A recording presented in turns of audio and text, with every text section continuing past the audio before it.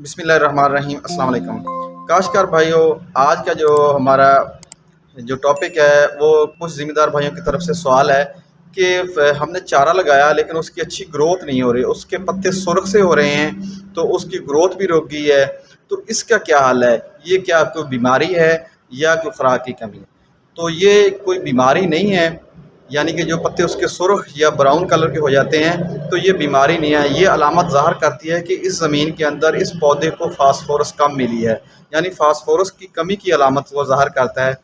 तो इस फसल को यानी इस चारे को अगर आप फास्फोरस नाइट्रोफास की शक्ल में दे दें तो ज़्यादा बेहतर है, लेकिन अगर आपके पास नाइट्रोफास नहीं है तो MAP आप 12.5 किलो वो डाल दें, या इसके अलावा आप DAP से भी काम ले सकते हैं। लेकिन DAP आप बिजाई के वक्त अगर डाल दें तो ये मसला आपका ये जो सुर्ख पत्ते हो जाते हैं, असल में ये जो प्रॉब्लम है जो लेट काश्त हमारा चारा होता है ना उसमें होता है ये प्रॉब्लम।